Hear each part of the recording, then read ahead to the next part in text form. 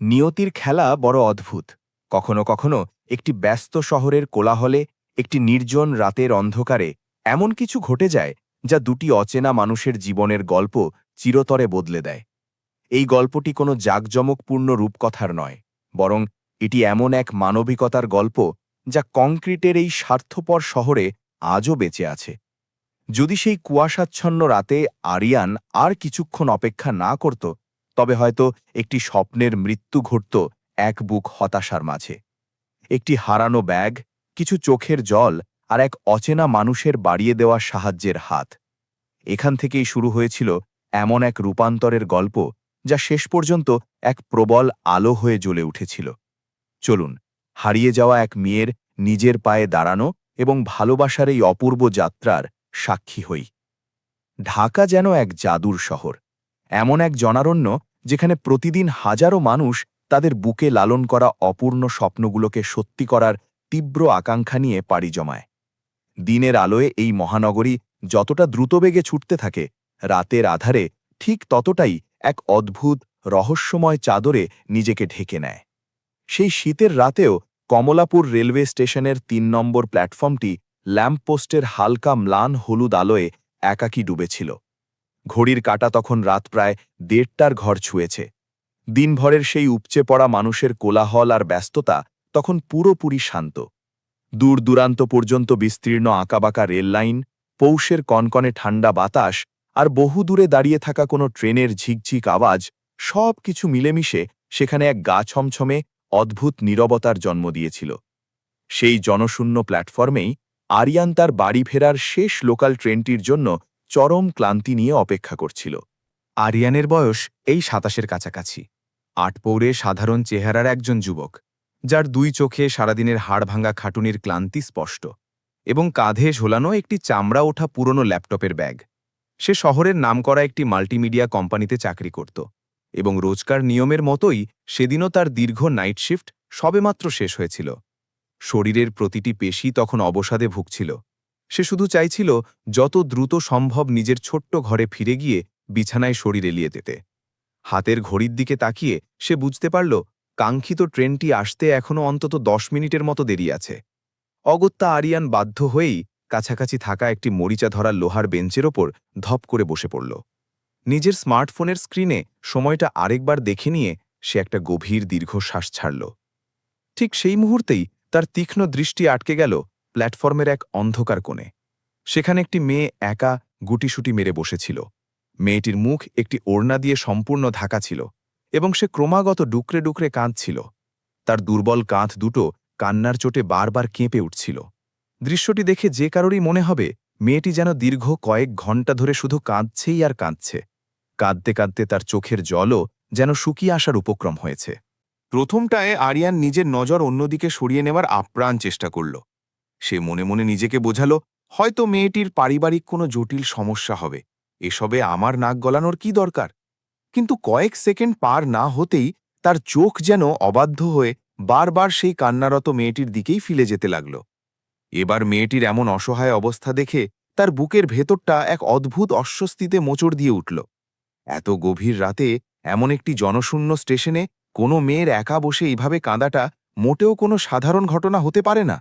সে নিজের মনকে বারবার সতর্ক করে বলল, আজকালকার দিনে পথে ঘাটে অচেনা কাউকে সাহায্য করতে যাওয়াটাও রীতিমতো বোকামি। মানুষ অনেক সময় উল্টো মিথ্যে বিপদে ফাঁসিয়ে দেয়। কিন্তু ঠিক পরক্ষণেই তার বিবেকের গভীর থেকে সম্পূর্ণ ভিন্ন একটি আওয়াজ প্রতিধ্বনিত হল। যদি মেয়েটির সত্যি এখন চরম কোনো সাহায্যের প্রয়োজন হয়ে থাকে? এই দ্বৈত চিন্তায় সে রীতিমতো দ্বিধাদ্বন্দ্বে পড়ে গেল। নিজের জায়গাতেই বসে প্রায় ২ মিনিট ধরে অনেক ভেবেচিন্তে অবশেষে নিজের বিবেকের কাছে হার মেনে আরিয়ান দৃঢ় পায়ে উঠে দাঁড়াল। সে অত্যন্ত ধীর পায়ে এবং সতর্কতার সাথে মেয়েটির দিকে এগোতে শুরু করল, যাতে তার আগমনে মেয়েটি কোনোভাবেই ভয় না পেয়ে যায়। মেয়েটির থেকে বেশ কিছুটা দূরত্ব বজায় রেখে দাঁড়িয়ে সে অত্যন্ত নম্র ও শান্ত গলায় জিজ্ঞেস করল, মাফ করবেন, আপনি কি ঠিক আছেন? আপনার কি কোনো সমস্যা হয়েছে? অচেনা পুরুষের কণ্ঠস্বর শুনে মেয়েটি হঠাৎ করেই প্রচণ্ড ঘাবড়ে গেল। সে তড়িঘড়ি করে নিজের মুখ থেকে ওড়না সরাল। তার ২ চোখ তখন কান্নার জলই টলটল করছিল, আর চেহারায় ফুটে উঠেছিল চরম আতঙ্ক ও অসহায়ত্বের ছাপ। সে কাঁপা কাঁপা হাতে নিজের গালের ওপর গড়িয়ে পড়া চোখের জল মুছে নিয়ে কোনো মধ্যে বলল, জি, আমি ঠিক আছি। কিন্তু তার বলার ভঙ্গি আর কাঁপতে থাকা কণ্ঠস্বর খুব স্পষ্টভাবেই জানান দিচ্ছিল যে সে ভেতরে ভেতরে একেবারেই ভেঙে পড়েছে।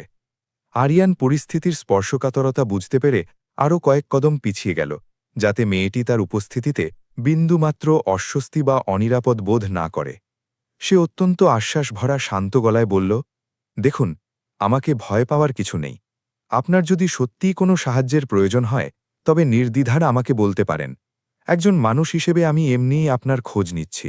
মেয়েটি বেশ কিছু মুহূর্ত সম্পূর্ণ নিশ্চুপ হয়ে রইল। হয়তো সে নিজের মনেই হিসাব করছিল যে এই ভয়ঙ্কর অচেনা শহরে এত রাতেই কোনো অপরিচিত পুরুষের ওপর আদৌ ভরসা করা ঠিক হবে কিনা। বেশ কিছুক্ষণ পর নিজের ভেতরের ভয়কে জয় করে সে অত্যন্ত ধীর ও করুণ গলায় বলতে শুরু করল, আমার নাম নীরা। আমি জীবনে এই প্রথমবার ঢাকা শহরে এসেছি, আর স্টেশনে নামার কিছুক্ষণ পরই আমার সব জিনিসপত্র ভরা ব্যাগটা চুরি হয়ে গেছে। এই নিদারুণ কথাটি শোনা মাত্রই আরিয়ান রীতিমতো চমকে উঠল। সে আর কালক্ষেপণ না করে উদ্বিগ্ন হয়ে জিজ্ঞেস করল, বলেন কি, আপনার দরকারি সব জিনিসপত্রই কি ওই হারানো ব্যাগের ভেতরে ছিল?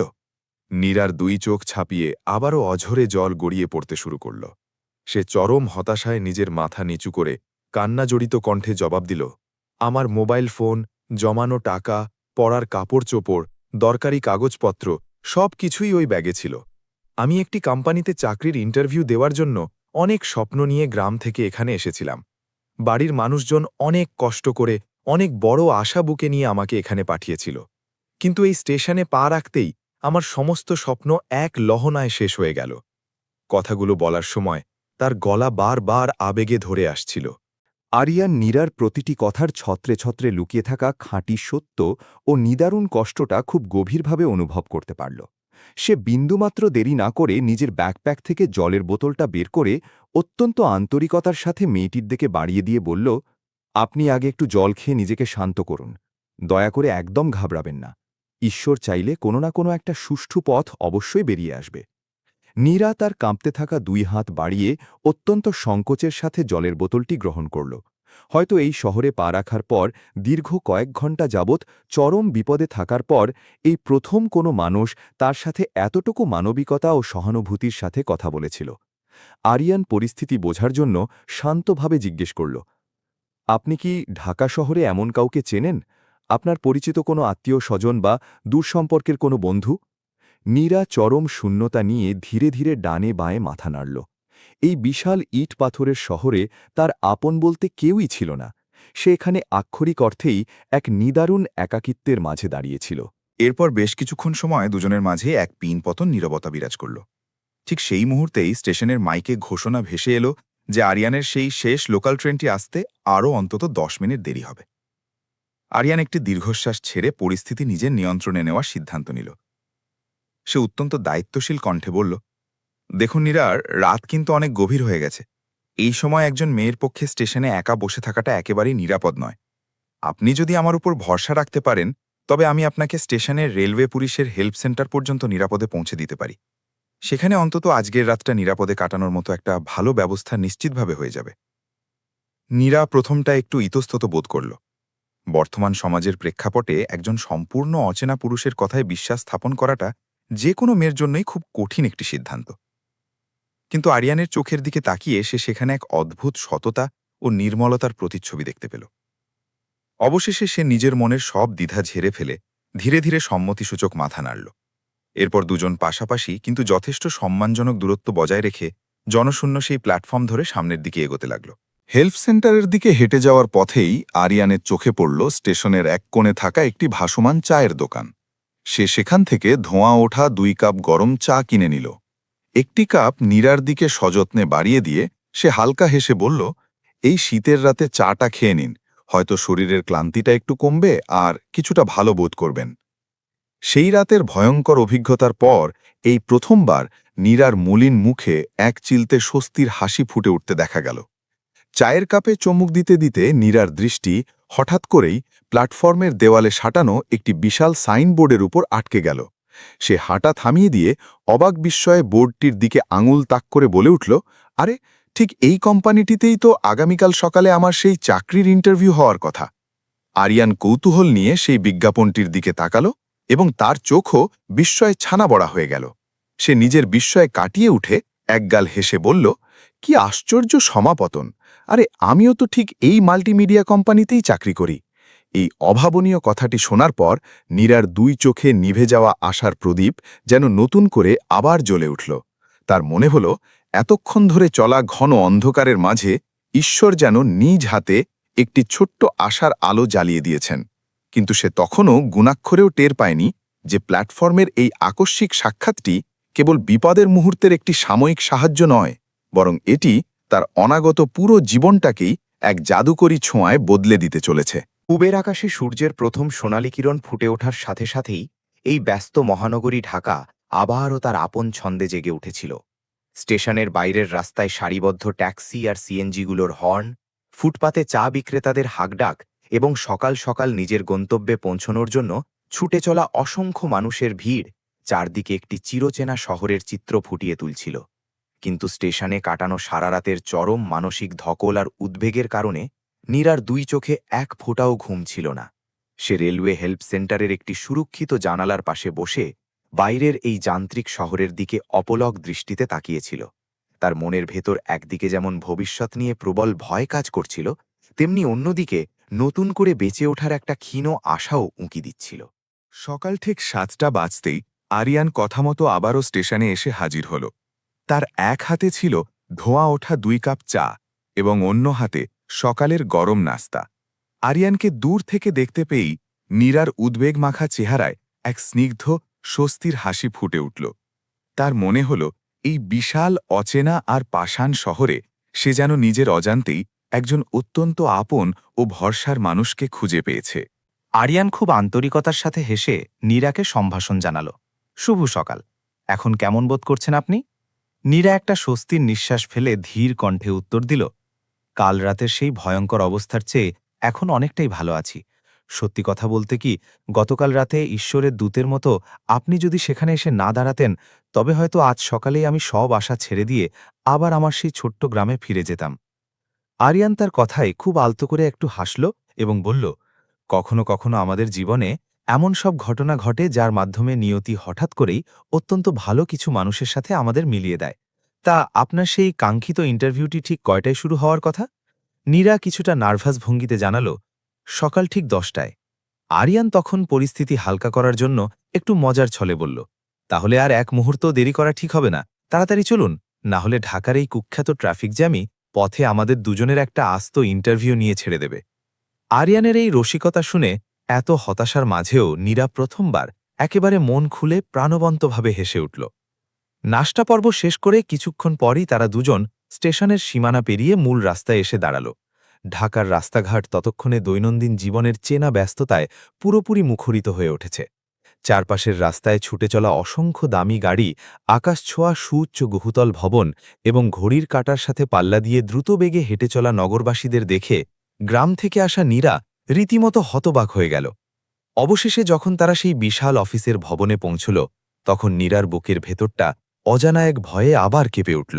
সেই সুবিশাল কর্পোরেট বিল্ডিং, কড়া নিরাপত্তারক্ষী ঘেরা বিশাল গেট এবং ভবনের ভেতরে অত্যন্ত দ্রুতগতিতে ও পেশাদারিত্বের সাথে কাজ করে চলা মানুষদের দেখে তার আত্মবিশ্বাস যেন মুহূর্তেই তলানিতে গিয়ে ঠেকল এবং তার পা দুটো ভারী হয়ে এলো। আরিয়ান তার মনের এই অবস্থাটা খুব সহজেই আঁচ করতে পারল। সে নীরার চোখের দিকে সরাসরি তাকিয়ে অত্যন্ত দৃঢ়তার সাথে বলল, একদম ভয় পাবেন না নীরা, শুধু নিজের যোগ্যতার ওপর পূর্ণ বিশ্বাস রাখুন, আপনি পারবেন। আরিয়ানের এই অনুপ্রেরণামূলক কথা শুনে নীরা একটা গভীর শ্বাস টেনে নিজের সমস্ত সাহস একত্র করল এবং অত্যন্ত আত্মবিশ্বাসের সাথে ইন্টারভিউ রুমের বিশাল দরজা ঠেলে ভেতরে প্রবেশ করল। এদিকে ইন্টারভিউ রুমের বাইরে করিডোরে সোফায় বসে থাকা আরিয়ান চরম অস্থিরতায় বারবার নিজের হাতের ঘড়ির দিকে তাকাচ্ছিল। কে জানে কেন তার মনের ভেতর এমন এক অদ্ভুত অনুভূতির সৃষ্টি হচ্ছিল, যেন নীরা নয়, বরং সে নিজেই আজ জীবনের সবচেয়ে কঠিন কোনো ইন্টারভিউয়ের মুখোমুখি বসে আছে। উৎকণ্ঠায় ভরা প্রায় আধ ঘন্টা সময় পার হওয়ার পর অবশেষে রুমের ভারী দরজাটা ধীরে ধীরে খুলে গেল। নীরা ধীর পায়ে বাইরে বেরিয়ে এলো। তার দুই চোখ তখন জলে ছলছল করছিল। তাকে এ অবস্থায় দেখে আরিয়ান বিদ্যুৎ বেগে নিজের জায়গা থেকে দাঁড়িয়ে পড়ল এবং প্রচণ্ড ঘাবড়ে গিয়ে উদ্বিগ্ন কণ্ঠে জিজ্ঞেস করল, কি ব্যাপার নীরা? কি হয়েছে ভেতরে? সব ঠিকঠাক আছে তো? আরিয়ানের এই চিন্তিত রূপ দেখে নীরা হঠাৎ করেই তার কান্নার ভান ভেঙে খিলখিল করে হেসে উঠল এবং উচ্ছ্বাসের সাথে বলল, আমি আমার স্বপ্নের চাকরিটা পেয়ে গেছি আরিয়ান ভাইয়া। এই অবিশ্বাস্য আনন্দের খবরটি কানে আসা মাত্রই আরিয়ানের চেহারা খুশিতে একেবারে উজ্জ্বল হয়ে উঠল। সে অত্যন্ত গর্বের সাথে সাথেই বলে উঠল, দেখলেন তো, আমি আপনাকে আগেই বলেছিলাম না, নিজের ওপর ভরসা রাখুন, সব কিছু ঠিক আগের মতো সুন্দর হয়ে যাবে। এই অসাধারণ সাফল্য উদযাপনের জন্য তারা দুজন মিলে সোজা অফিসের নিচের ক্যান্টিনে চলে গেল। আরিয়ান খুশিতে আত্মহারা হয়ে ক্যান্টিন বয়কে ডেকে তাদের দুজনের জন্য গরম সিঙাড়া আর মিষ্টি আনার ফরমাইশ দিল। অন্যদিকে নীরা নিজের হাতে পাওয়া সেই জয়নিং লেটারটির দিকে বারবার মুগ্ধ দৃষ্টিতে তাকিয়েছিল। তার নিজেরই যেন নিজের ভাগ্যকে বিশ্বাস হচ্ছিল না। যে মেয়েটি মাত্র এক রাত আগেও স্টেশনের এক অন্ধকার কোণে বসে নিজের সর্বস্ব হারিয়ে অঝরে কাঁদছিল, আজ সকালের আলো ফুটতেই সেই পাষাণ শহরেই সে নিজের যোগ্যতায় একটি সম্মানজনক চাকরি অর্জন করে নিয়েছে। কিন্তু এই পরম আনন্দের মাঝেও একটি বিশাল দুশ্চিন্তার কালো মেঘ নীরার মনে উকি দিচ্ছিল। এই মুহূর্তে ঢাকা শহরে তার মাথা গোজার মতো নির্দিষ্ট কোনো জায়গা ছিল না। ব্যাগ চুরির কারণে কোনো সাধারণ ভাড়ার হোটেলে ওঠার মতো পর্যাপ্ত টাকাও তার কাছে অবশিষ্ট ছিল না। নিজের এই ভয়াবহ বাস্তবতার কথা মনে পড়তেই তার উজ্জ্বল চেহারায় আবারও বিষণ্ণতার গাঢ় ছায়া নেমে এলো। অফিস থেকে বের হবার পর আরিয়ান পুরোটা রাস্তা কেবল নীরার এই থাকার সমস্যার কথাটাই গভীরভাবে ভাবতে থাকল। অনেক ভেবেচিন্তে আর কোনো উপায় না পেয়ে শেষমেশ সে তার নিজের জন্মদাত্রী মাকে ফোন করল এবং নীরার জীবনের এই পুরো ঘটনাটা একেবারে শুরু থেকে শেষ পর্যন্ত খুলে বলল। ফোনের অপর প্রান্তে সব শুনে তার মা বেশ কিছুক্ষণ একদম চুপ করে রইলেন।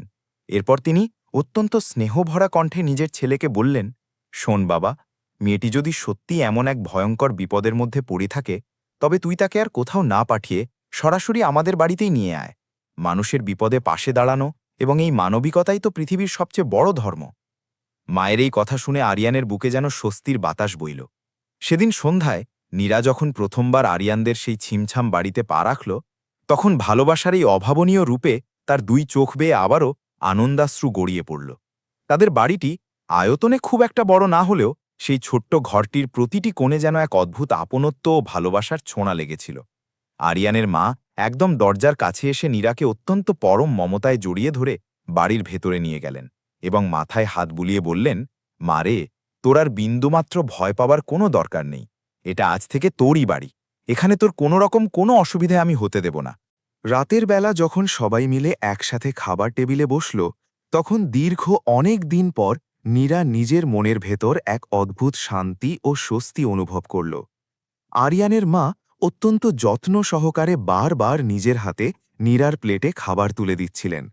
ঠিক সেই পরম স্নেহময় মুহূর্তে নীরার নিজের ফেলে আসা গ্রামের মায়ের কথা খুব বেশি করে মনে পড়ে গেল। স্মৃতির পাতায় মায়ের মুখটা ভেসে উঠতেই আবেগে তার দুই চোখ আবারও জলে ভরে উঠল। পরিস্থিতি বুঝতে পেরে আরিয়ান অত্যন্ত ধীর ও কোমল কণ্ঠে নীরাকে বলল, এখন আর এই যান্ত্রিক শহরটা তোমার জন্য সেই আগের মতো একেবারেই অচেনা বা আপনজনহীন নয়। নীরা তার কথা শুনে কৃতজ্ঞতা ভরা চোখে আরিয়ানের দিকে তাকাল। এই বিশাল ও সম্পূর্ণ অচেনা শহরে এসে জীবনের এই প্রথমবার সে বুক ভরে আপনত্বের এক নিখাদ অনুভূতি লাভ করল।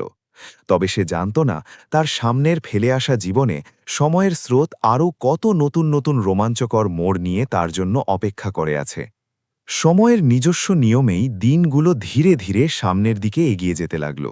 দেখতে দেখতে নীরার এই ঢাকা শহরে পা রাখার প্রায় 1 মাস পূর্ণ হয়ে গেল। প্রথম যেদিন সে এসেছিল, শহরটাকে তার কাছে এক ভয়ঙ্কর রাক্ষসের মতো মনে হয়েছিল। কিন্তু এখন সেই একই শহর তাকে প্রতিদিন নতুন নতুন রঙিন স্বপ্ন বুনতে শেখাচ্ছে।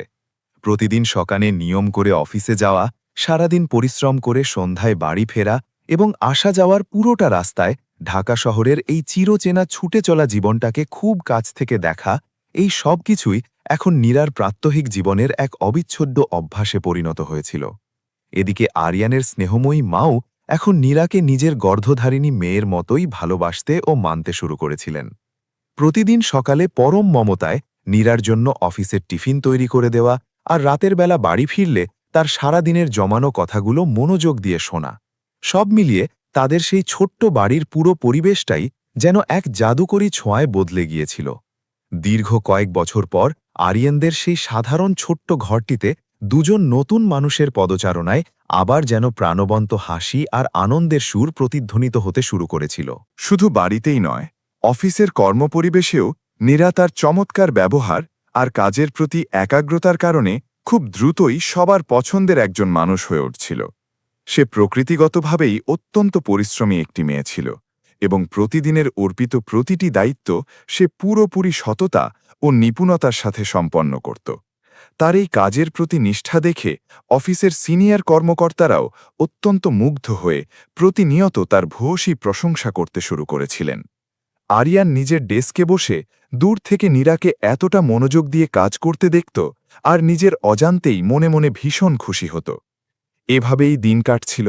হঠাৎ একদিন অফিসে একটি অত্যন্ত গুরুত্বপূর্ণ প্রজেক্টের বড় প্রেজেন্টেশনের দিন ধার্য করা হল, যার মূল দায়িত্ব পড়ল নীরার কাঁধে। এই কাজের গুরুত্ব বুঝতে পেরে নীরা টানা কয়েক রাত জেগে কঠোর পরিশ্রম করে তার প্রেজেন্টেশনের পুরো প্রস্তুতি সম্পন্ন করল। তবে প্রেজেন্টেশনের দিন সকালে সে ভেতরে ভেতরে বেশ ঘাবড়ে গিয়েছিল, কারণ এটি ছিল তার কেরিয়ারের প্রথম এত বড় একটি সুযোগ। সকালে যখন সে অফিসের মূল দরজায় এসে পৌঁছাল, তখন নার্ভাসনেসে তার দুই হাত রীতিমতো থরথর করে কাঁপছিল। আরিয়ান খুব সহজেই নীরার এই নার্ভাসনেস বা ঘাবড়ে যাওয়াটা দূর থেকেই বুঝতে পারল। সে নীরার কাছে গিয়ে অত্যন্ত ভরসাদায়ক হাসি দিয়ে বলল, যদি কখনো খুব বেশি ভয় লাগে, তবে চোখ বন্ধ করে শুধু নিজের মনকে এটাই বোঝাবে যে তুমি এই সমস্ত পরিশ্রম কেবল নিজের লালন করা স্বপ্নগুলোকে সত্যি করার জন্যই করছ। আরিয়ানের এই জাদুকরী অনুপ্রেরণামূলক কথাগুলো শুনে নীরার অস্থির মনটা অনেকটাই শান্ত হয়ে এলো। অবশেষে সেই কাঙ্ক্ষিত প্রেজেন্টেশন শুরু হলো। একদম প্রথম দিকে কথা বলতে গিয়ে নীরার গলা সামান্য একটু কেঁপে উঠলেও মাত্র কয়েক মিনিটের মধ্যেই তার ভেতরের সমস্ত আত্মবিশ্বাস আবার পুরোদমে ফিরে এলো। সে প্রজেক্টের প্রতিটি খুঁটিনাটি বিষয় এত নিখুঁত ও সুন্দরভাবে সবার সামনে উপস্থাপন করল যে মিটিং শেষ হওয়ার সাথে সাথেই পুরো কনফারেন্স রুম প্রশংসার স্বতঃস্ফূর্ত হাততালিতে একেবারে মুখরিত হয়ে উঠল। স্বয়ং কোম্পানির জেনারেল ম্যানেজার সবার সামনে দাঁড়িয়ে নীরার অসামান্য কাজের প্রশংসা করে বললেন, আপনার ভেতরে সত্যিই অনেক অসাধারণ প্রতিভা লুকিয়ে আছে। এই একাগ্রতা ধরে রেখে শুধু পরিশ্রম করে যান, আমি নিশ্চিত আপনি জীবনে অনেক দূর পর্যন্ত এগিয়ে যাবেন। ম্যানেজারের এই কথাগুলো শোনার পর নীরার দুই চোখ এক অসীম আনন্দে ও আত্মতৃপ্তিতে উজ্জ্বল হয়ে উঠল।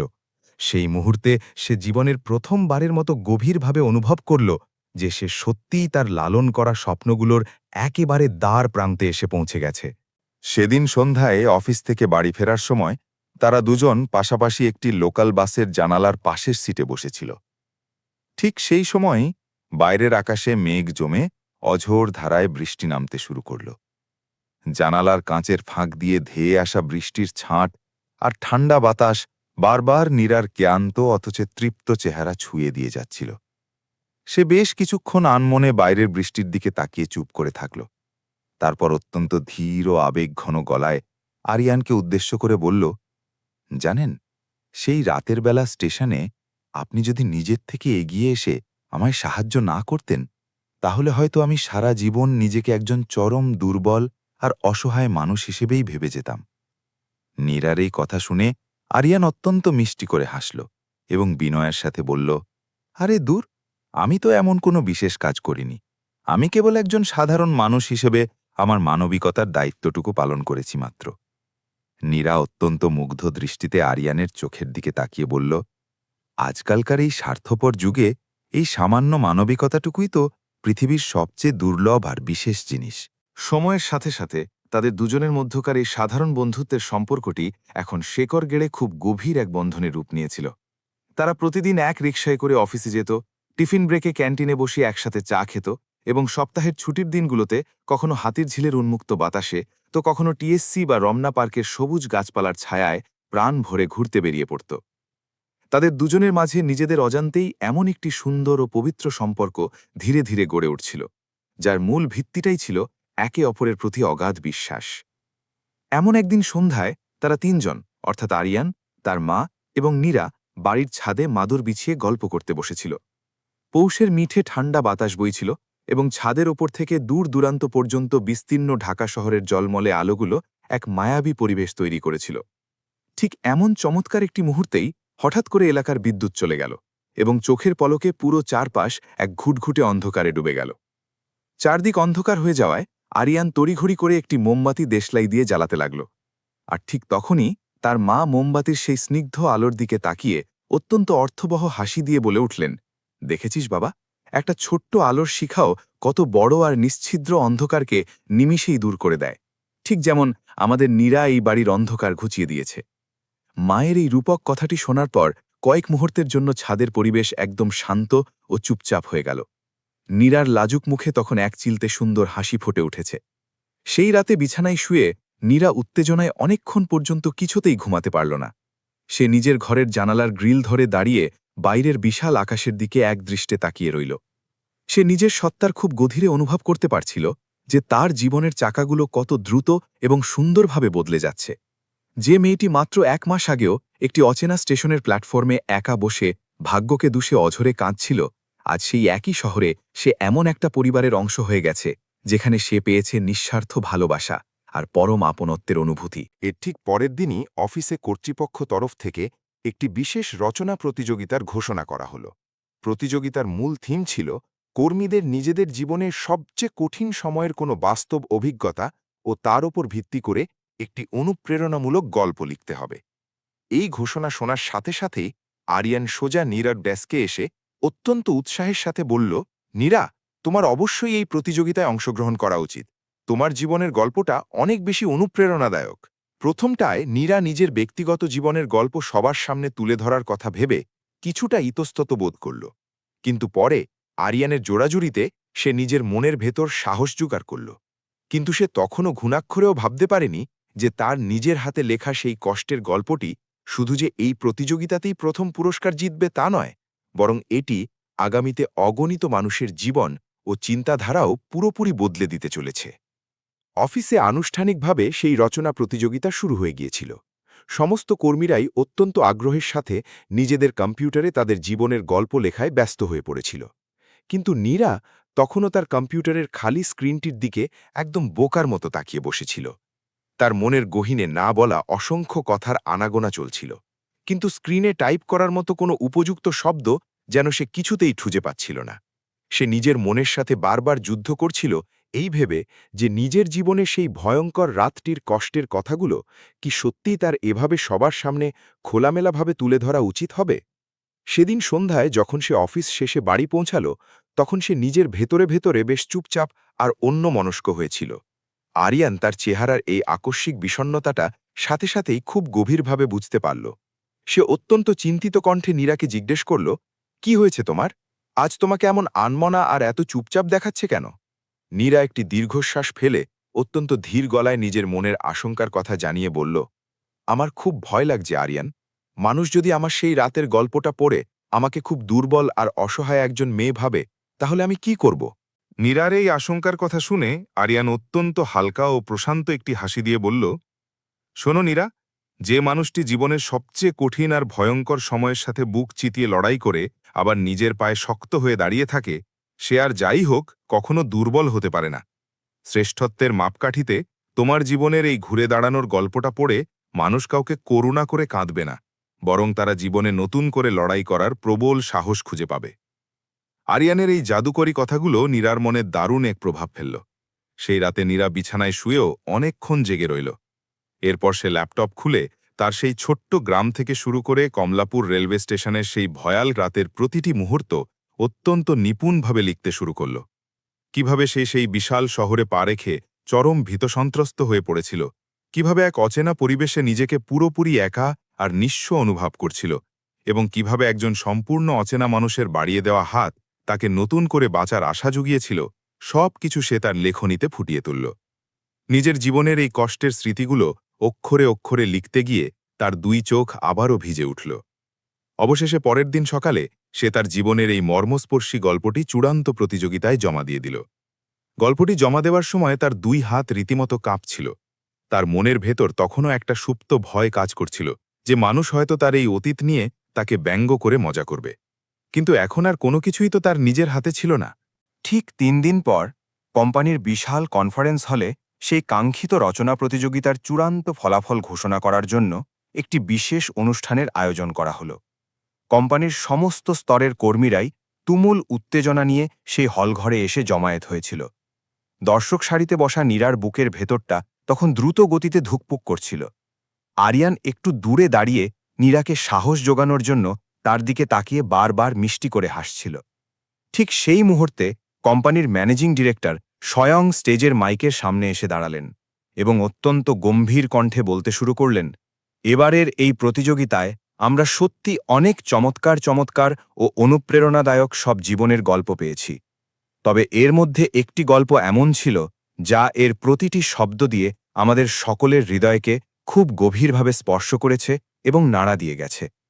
এই কথা বলার পর পুরো হলঘরে এক পিন পতন নীরবতা নেমে এলো। ডিরেক্টর সাহেব একটু থেমে আবারও বলতে শুরু করলেন, এই অসাধারণ গল্পটি আমাদের সবাইকে নতুন করে মনে করিয়ে দেয় যে শত যান্ত্রিকতার মাঝেও এই পৃথিবীতে মানবিকতা নামক বস্তুটি আজও স্বমহিমায় বেঁচে আছে। এরপর তিনি অত্যন্ত গর্বের সাথে বিজয়ীর নাম ঘোষণা করলেন। গল্পটির রচয়িতা আর কেউ নন, আমাদের সবার প্রিয় নীরা। এই নাম ঘোষণার সাথে সাথেই পুরো হলঘরটি উপস্থিত সকলের তুমুল করতালিতে ফেটে পড়ল। নিজের নাম শুনতে পেয়ে নীরার 2 চোখ মুহূর্তেই আনন্দের জলে কানায় কানায় ভরে উঠল।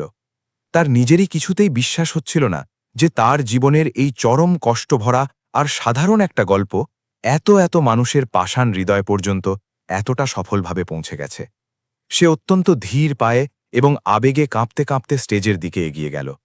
স্টেজে উঠে ম্যানেজিং ডিরেক্টরের হাত থেকে প্রথম পুরস্কারের ট্রফিটি গ্রহণ করার সময় তার ছলছল চোখ ভিড়ের মাঝে কেবল একটি নির্দিষ্ট মানুষকে হন্যে হয়ে খুঁজছিল, আর সেই মানুষটি হল আরিয়ান, যে তখন দর্শক সারিতে দাঁড়িয়ে অত্যন্ত গর্বের সাথে নীরার দিকে তাকিয়ে হাসছিল। ঠিক সেই পরম প্রাপ্তির মুহূর্তটিতে দাঁড়িয়ে নীরা নিজের সত্তার খুব গভীরে অনুভব করতে পারল যে তার এই নতুন জীবনে আরিয়ান নিজের অজান্তেই কতটা বিশাল এবং অবিচ্ছেদ্য একটি জায়গা দখল করে ফেলেছে। অনুষ্ঠানটি শেষ হওয়ার পর অফিসের ছোট বড় অনেকেই নীরার কাছে এসে তাকে অভিনন্দন জানাল। তাদের কেউ কেউ আবেগাপ্লুত হয়ে বলল, নীরা, তোমার গল্পটি পড়ে আমরা সত্যি সত্যিই কেঁদে ফেলেছি। তো আবার কেউ এসে তাকে সাহস দিয়ে বলল, আজ তোমার লেখাটি পড়ে আমরা জীবনের সবচেয়ে বড় শিক্ষাটি পেয়েছি, যে পরিস্থিতি যতই কঠিন হোক না কেন জীবনে কখনো আশা ছেড়ে দেওয়া উচিত নয়। সেই অবিস্মরণীয় সন্ধ্যায় তারা দুজন মিলে আনন্দ উদযাপনের জন্য হাতির ঝিলের পাড়ে ঘুরতে গেল। সেখানে বিশাল লেকের জলে ছোট ছোট ঢেউগুলো পাড়ের সাথে এসে আছড়ে পড়ছিল এবং সন্ধ্যার হিমেল ঠান্ডা বাতাস তাদের দুজনের শরীর ছুঁয়ে দিয়ে যাচ্ছিল। তারা দুজনেই পাশাপাশি বসে দীর্ঘক্ষণ পর্যন্ত একদম চুপচাপ সময় কাটাল। এরপর নীরা সেই নীরবতা ভেঙে অত্যন্ত ধীর ও গম্ভীর গলায় বলল, আপনি নিজের অজান্তেই আমার পুরো জীবনটা একেবারে বদলে দিয়েছেন আরিয়ান। এই কথা শোনা মাত্রই আরিয়ান খুব দ্রুত প্রতিবাদ করে বলল, না নীরা, তুমি এটা সম্পূর্ণ ভুল বলছ। তুমি নিজের যোগ্যতা, নিজের অদম্য সাহস আর পরিশ্রম দিয়েই নিজের জীবনটাকে বদলেছ। আমি তো কেবল সেই কঠিন পথ চলায় তোমার পাশে দাঁড়িয়ে একটুখানি সঙ্গ দিয়েছি মাত্র। আরিয়ানের এমন বিনয়ী কথা শুনে নীরা খিলখিল করে হাসল, কিন্তু সে খুব ভালো করেই জানিত যে তার নিজের মনের ভেতর আরিয়ানের জন্য এখন আর কেবল সাধারণ বন্ধুত্বের অনুভূতি অবশিষ্ট নেই, বরং সেখানে অন্য এমন একটি গভীর অনুভূতির জন্ম হয়েছে যা সে কোনো ভাষাতেই ঠিকমতো প্রকাশ করতে পারছিল না। কিছুক্ষণ পর সেখান থেকে বাড়ি ফেরার জন্য উঠতেই হঠাৎ করেই আকাশ ভেঙে প্রবল বেগে বৃষ্টি নামতে শুরু করল। বৃষ্টি থেকে বাঁচতে তারা দুজনেই দৌড়ে রাস্তার ধারের একটি ছোট্ট চায়ের টং দোকানের চালার নিচে গিয়ে দাঁড়াল। দমকা বাতাসের সাথে সাথে বৃষ্টির ছোট ছোট শীতল ফোঁটাগুলো তাদের দুজনের মুখে এসে আলতো করে আছড়ে পড়ছিল। ঠিক সেই মুহূর্তেই আরিয়ানের প্যান্টের পকেটে থাকা ফোনটা বেজে উঠল। ফোন করেছেন স্বয়ং তার মা। তিনি অপর প্রান্ত থেকে হাসতে হাসতে খুব স্বাভাবিক সুরেই বললেন, কিরে বাবা, তোরা কি বৃষ্টিতে আটকা পড়েছিস? দেখিস আবার বৃষ্টিতে যেন বেশি ভিজিস না, দুজনেরই ঠান্ডা লেগে যাবে। আর হ্যাঁ, তোদের দুজনকে কিন্তু একসাথে বেশ ভালো মানায়। মায়ের মুখে হঠাৎ এমন কথা শুনে ফোন কাটার সাথে সাথেই আরিয়ান আর নীরা দুজনেই অবাক হয়ে একে অপরের চোখের দিকে তাকাতে লাগল। সেই কয়েক মুহূর্তের জন্য পৃথিবীর বাকি সব কিছু যেন একদম শান্ত ও নিশ্চল হয়ে গেল। তাদের দুজনের হৃদয়ে এতদিন ধরে লুকিয়ে থাকা না বলা কথাগুলো এখন যেন তাদের চোখের ভাষাতেই স্পষ্ট দেখা যেতে শুরু করেছিল। হয়তো তাদের এই নিষ্পাপ বন্ধুত্বটি এখন সময়ের সাথে সাথে ধীরে ধীরে এক পবিত্র ও চিরস্থায়ী ভালোবাসায় পরিণত হওয়ার পথ খুঁজছিল। ঢাকা শহরে ততদিনে ধীরে ধীরে কনকনে শীতের মরশুম পুরোপুরি জেকে বসতে শুরু করেছিল। শীতের সকালের কুয়াশা ভেজা হালকা ঠান্ডা হাওয়া আর রাতের আকাশে জ্বলে ওঠা ঝলমলে শহরের আলোগুলো ঢাকাকে যেন আরও কয়েক গুণ বেশি সুন্দর ও মায়াবী করে তুলছিল। দেখতে দেখতে এই বিশাল শহরে নীরার পা রাখার প্রায় ৬ মাসেরও বেশি সময় পার হয়ে গিয়েছিল।